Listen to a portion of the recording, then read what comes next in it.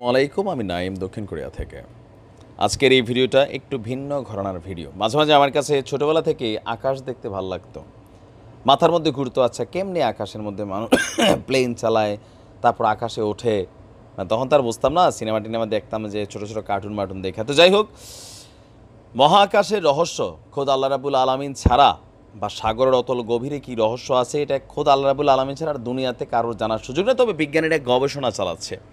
বিজ্ঞান যত উন্নত হচ্ছে, তখন আপনার যার যার ধর্ম অনুযায়ী, আমি যেহেতু মুসলিম, আমার ধর্ম অনুযায়ী আমার ধর্মের প্রতি আমার ইমানি শক্তিটা আরেকটু বাড়তেছে। কারণ এই কথাগুলোর অনেক কিছুই পবিত্র কোরআনে এবং হাদিসে আসছিল, আর সেগুলারই বাস্তবিক রূপ বিজ্ঞান আজকে চোখে দিয়ে দেখাচ্ছে।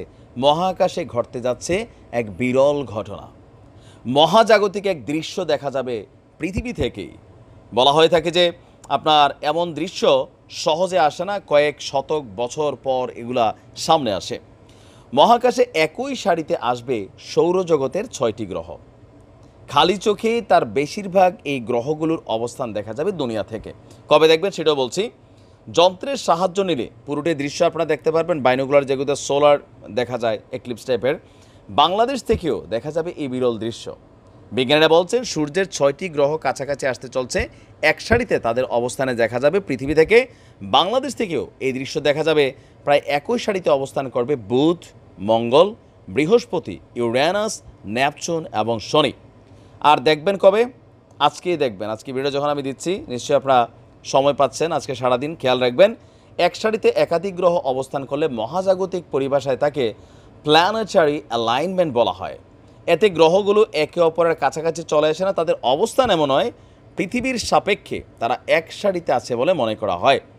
আর এই দৃশ্য আজকে যে শুধু দেখা শেষ করতে হবে তা না, আগামীকালকে থেকে শুরু করে আরও 5-6 দিন দেখা যাবে। আপনার বিজ্ঞানীরা বলছেন যে 3 জুনের আগেই সূর্যের বেশ কিছুটা কাছাকাছি চলে আসার কথা সৌরজগতের সবচেয়ে বড় গ্রহ বৃহস্পতি। তার পাশে বুধ চলে আসবে কিছুদিনের মধ্যেই।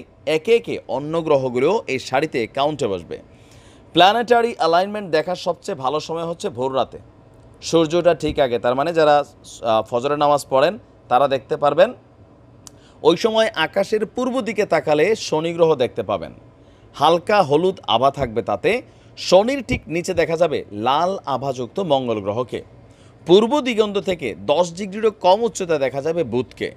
মঙ্গলের সামনে থাকবে বৃহস্পতি, সারির শেষ দিকে থাকবে ইউরেনাস এবং নেপচুন। এই দুটি গ্রহ খালি চোখে দেখা যাবে না। এছাড়া শুক্র গ্রহ সূর্যের অনেক কাছাকাছি থাকায় সেটিও দৃশ্যমান হবে। তবে 6 গ্রহের সঙ্গে থাকবে কিন্তু খোদ চাঁদও। বিজ্ঞানীরা বলছেন আকাশ মেঘলামুক্ত থাকলে সূর্য ওঠার 20 মিনিট আগে একে একে গ্রহগুলো পূর্ব দিকে দৃশ্যমান হবে। তবে আবহাওয়া খারাপ থাকলে মেঘের কারণে নাও দেখা যেতে পারে। তো বলা হচ্ছে যে আপনার নানান কিছু এখানে কল্পকাহিনী, সিনেমেটিক অ্যাক্টিভিটিস আছে, তারপরেও আপনারা চাইলেই দেখতে পারেন।